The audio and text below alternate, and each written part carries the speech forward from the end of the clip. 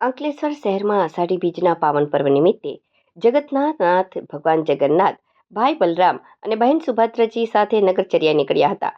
Haridarshan society સ્થિત ભગવાન જગન્નાથજીના મંદિરેથી પ્રભુની 24મી ભવ્ય રથયાત્રાનું ભક્તિસભર માહોલમાં આયોજન કરવામાં આવ્યું હતું. ચાલુ વર્ષે રથયાત્રામાં દર વર્ષ કરતાં પણ વધુ પ્રમાણમાં ભક્તોનું ઘોડાપૂર ઉમટી પડ્યું હતું. હરિદર્શન સોસાયટી ખાતે સવારે ભગવાનની વિશેષ પૂજા અર્ચના અને મહાઆરતી કરવામાં આવી હતી. ત્યારબાદ ભરૂચ અંકલેશ્વરના ધારાસભ્ય અને રાજ્યના પૂર્વ મંત્રી ઈશ્વરસિંહ પટેલ, જિલ્લા ભાજપ પ્રમુખ પ્રકાશ મોદી, રામકુંડના મહંત ગંગાદાસજી બાપુ સહિતના સંતો અને અગ્રણીઓએ મંદિર પ્રાંગણમાં શાસ્ત્રોક્ત વિધિથી પહિંદ વિધિ કરી હતી. સોનાની સાવરણીથી રથનો માર્ગ સાફ કરી આરતી ઉતાર્યા બાદ મહાનુભાવોએ રથ ખેંચીને યાત્રાને પ્રસ્થાન કરાવી હતી. જય જગન્નાથના ગગનભેદી જય ઘોષ, ભજન મંડળીઓ, કીર્તનકારો અને બેન્ડ વાજાના સૂરો સાથે રથયાત્રા ભવ્ય રીતે આગળ વધી હતી. આ રથયાત્રા દીવા રોડ, જલારામ મંદિર, બિરસા મુંડા સર્કલ, ભરૂચી નાકા થઈને મુખ્ય માર્ગો પરથી પસાર થઈ હતી.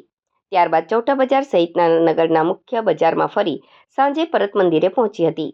માર્ગમાં સ્વયં ભગવાન ભક્તોને દ્વારે દર્શન આપવા સામેથી આવ્યા હોય તેમ શ્રદ્ધાળુઓ ભાવ વિભોર બન્યા હતા.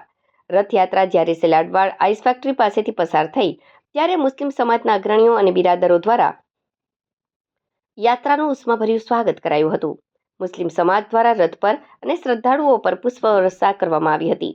આ પ્રસંગે મુસ્લિમ આગેવાનો પણ રથયાત્રામાં જોડાઈને કોમી એકતા અને ભાઈચારાની અનોખી સંદેશો પાઠવ્યો હતો. રથયાત્રા દરમિયાન ભક્તો માટે ઠેર ઠેર પ્રસાદીનું સુંદર આયોજન કરાયું હતું. સમગ્ર માર્ગ પર ભક્તોને જાંબુ, ફણગાવેલા મગ અને ચોકલેટનું વિતરણ કરાયું હતું. રામકુંડ મંદિર દ્વારા વિશેષ ખીચડીની પ્રસાદીનું વિતરણ કરવામાં આવ્યું હતું.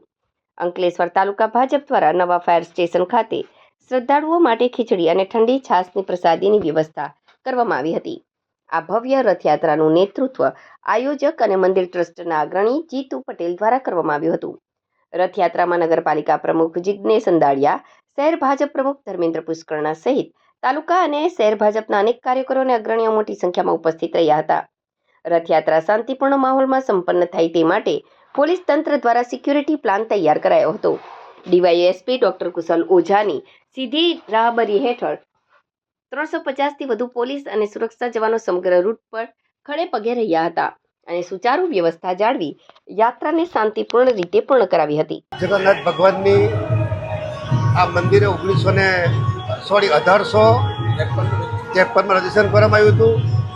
મંદિર જર્જરિત હતું, એને રિનોવેશન કરાવીને નવીનીકરણ કરવામાં આવ્યું. એના આજે 24મી રથયાત્રા આજે અહીંયા અંકલેશ્વર ખાતે નીકળી ત્યારે જગન્નાથ ભગવાન, વીરભદ્ર અને સુભદ્રા આ ભાઈ બહેન દ્વારા સમગ્ર વિસ્તારની અંદર આ રથયાત્રા નીકળી સમગ્ર જીવ સૃષ્ટિનું કલ્યાણ થાય એ મારે ત્યારે જગન્નાથ ભગવાનને પ્રાર્થના કરીએ કે અમારા સમગ્ર જીવ સૃષ્ટિ નું કલ્યાણ થાય એવી વિનંતી, પ્રાર્થના. જય જગન્નાથ, જય જગન્નાથ. આજે ઇસ્કોન તરફથી અંકલેશ્વર નોટિફાઈડમાં જગન્નાથજીની રથયાત્રા નીકળે છે, જે નગર ચર્ચા કરવા માટે ભગવાન નીકળે છે. તો આપ સર્વ ભક્તો દર્શનનો અને પ્રસાદનો અવશ્ય લાભ લે તેવી અમારી વિનંતી.